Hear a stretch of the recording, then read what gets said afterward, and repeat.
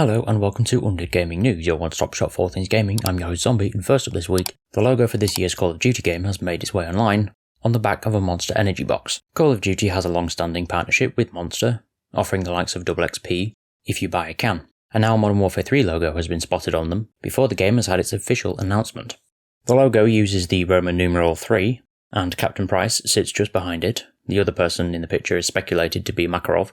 Activision has stated that the game's official reveal will take place next month as part of Season 5 in Call of Duty Modern Warfare 2 and Warzone 2, so more news isn't too far away. This year's instalment comes from Sledgehammer Games, which previously made World War II and Advanced Warfare, two of the lesser-liked games in the franchise. However, in other news, CD Projekt Red has laid off roughly 9% of its staff, with around 100 people losing their jobs over the next 7 months.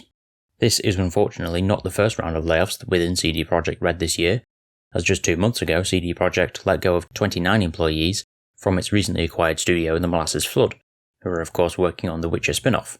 In a statement on CD Projekt Red's website, CEO Adam Kaczynski says, "The layoffs are part of an ongoing process of several deep transformations within the studio, which he considers key to making quality games, on time and without crunch." The statement goes on to say, "To meet our own high expectations and ambitions to create the best role-playing games, we not only want to have the best people, but also the right teams. What we mean by that is having teams that are built around our project needs, teams that are more agile and more effective. At this point in time, we are certain that for CD Projekt Red to grow, we need to be consistent in implementing that approach."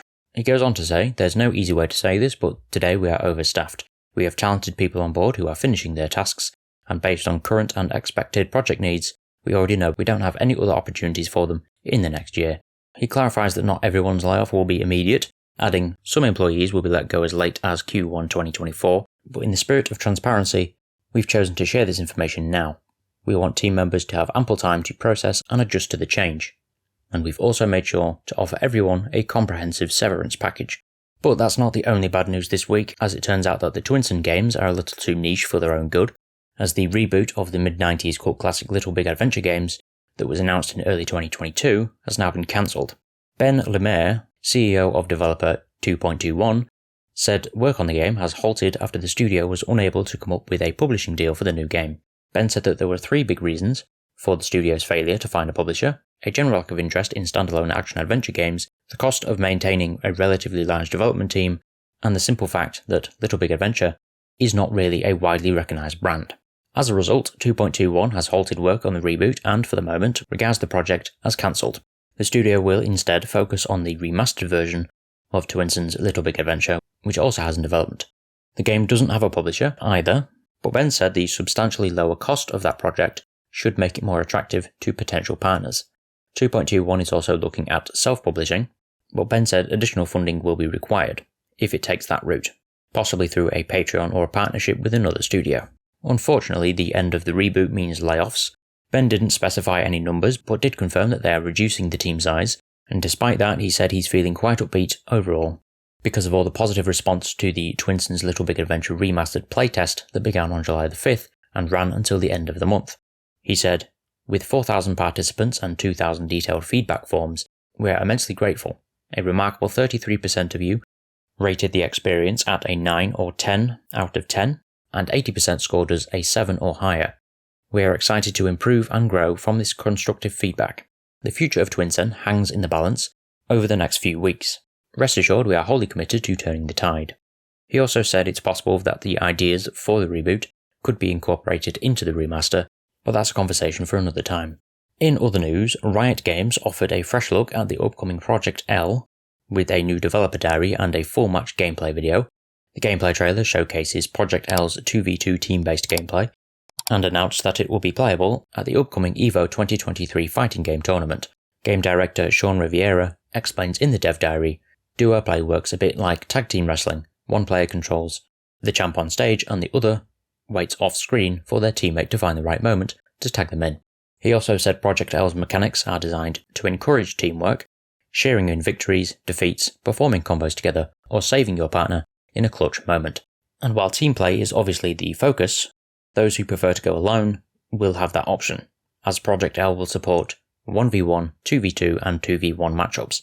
The developer diary also revealed Projekt L's Fuse system, which are essentially power-ups that will impact how your fighters play together, The 2x assist fuse, which was demonstrated in the video for instance, enables players to perform 2 assists back to back instead of just 1. A playable build of Projekt L will be open on the show floor at EVO 2023, which runs August 4th to the 6th in Las Vegas. Another game to look forward to is Codename Islands. Of course that is a working title, but it's a new 16-player survival crafting game, inspired by Minecraft, Valheim and Terraria. It's being described as 100% cooperative by its developers, which are several veterans of Riot Games who are now part of the team at Treehouse Games. Treehouse Games says Codename Islands brings you to a mysterious unexplored ocean world where you work together to build a settlement on top of a magical living island. Players will partner with up to 16 of their friends in a shared world where they can build an ever-evolving home, explore surrounding islands, craft powerful gear, battle monsters, and awaken their island spirit. Former product manager at Riot Games and co-founder of Treehouse Games, Michael Chu, says, "We love social games where we can find quality time with others, but far too often multiplayer goes straight to brutal competition and shooting each other when all you want to do is hang out and have fun with your friends." Codename Islands isn't planned to launch until 2024, but Treehouse Games will share a full game announcement with playtest signups in late 2023, and presumably we'll also find out its real name at that point too. As for our final story, last September, the Saudi Sovereign Wealth Fund embarked nearly $40 billion for a new conglomerate aimed at transforming the kingdom into the ultimate global hub for games and esports by 2023. In February, the Saudi fund became the biggest outside investor in Nintendo, and just this month, the kingdom hosted a major gaming tournament with a record $45 million prize pool. The move into gaming has sparked the same kind of backlash seen in sports, where critics accuse the Saudis of sport washing and human rights abuses. In regard to their move into the gaming space, a professor at the New York University, Joost van Drunen, who has also written a book about the business of video games, said, "It's the Romans and the Colosseum all over again, and you have countries at the top layer using sports as theatre to display their wealth and their power. You have to ask the question, who is the architect behind this, and what are the intentions of those architects?"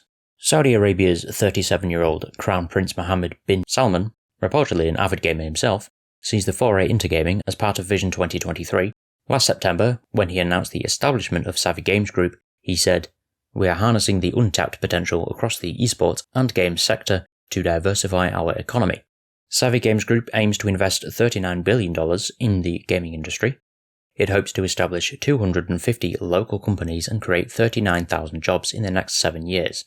Earlier this month, it completed the $4.9 billion purchase of Scopely, which is the creator of Monopoly Go, Star Trek Fleet Command, and Marvel Strike Force.